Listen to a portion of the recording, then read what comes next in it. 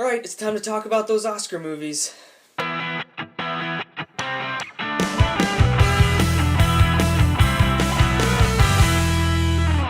The Shape of Water. So, I didn't really want to see this movie, and I've never really been a big Guillermo del Toro fan, so honestly, the only reason why I saw The Shape of Water was because it got nominated for 13 Oscars. So right off the bat, technically speaking, this movie is fantastic. The cinematography is just gorgeous. It is a beautiful looking movie. I mean, Guillermo del Toro, I don't really like him, but he directs the hell out of this movie. I really love the time frame that The Shape of Water was set in. I think it was set in the 50s, and it had this very, noir, city, dark feel, and I really loved that part. What was also great was the acting. I mean, Octavia Spencer, when is she not fantastic? But I'm really not sure why she was nominated. I mean, don't get me wrong, she was really good. I'm just not really sure that I felt that her performance in The Shape of Water was Oscar worthy. That doesn't mean I didn't love her performance. But you know who is Oscar worthy?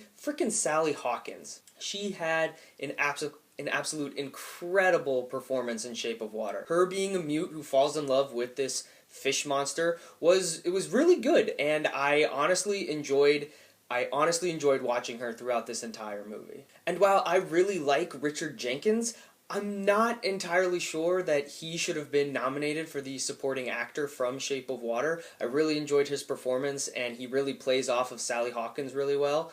But who I think should have been nominated for a supporting actor should have been Michael Shannon. Michael Shannon, hands down, was my favorite part of Shape of Water. I think he chewed up every ounce of screen time he had, and he was just a powerhouse throughout this whole movie. I really enjoyed his character of this general at this, lab where they're experimenting on the fish monster. I really enjoyed his, character constantly chewing on candy, and it was just I loved it. So like I said, I can see why Shape of Water can get 13 Oscar nominations. But this movie does get a little weird, and that just didn't really vibe with me. A mute falling in love with this fish monster was just a premise that I just couldn't really wrap my head around. And because Guillermo del Toro directs movies so well, it was very believable that this relationship was happening. At first I saw it as a friendship of which she was helping this creature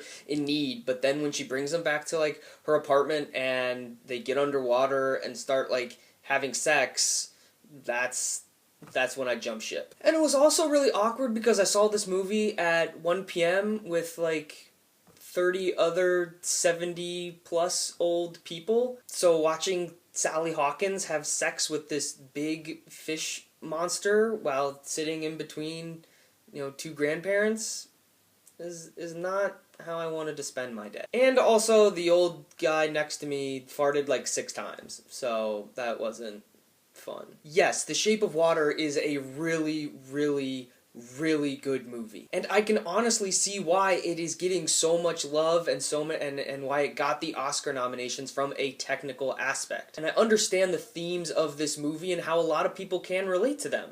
And I also think that if you're a Guillermo del Toro fan, you're probably gonna like Shape of Water. But this movie was just a little too weird for me personally. But what do you think? Do you think Shape of Water deserves 13 Oscar nominations? Let me know. And like always, you can subscribe, and comment below. I'll see you next time. Peace!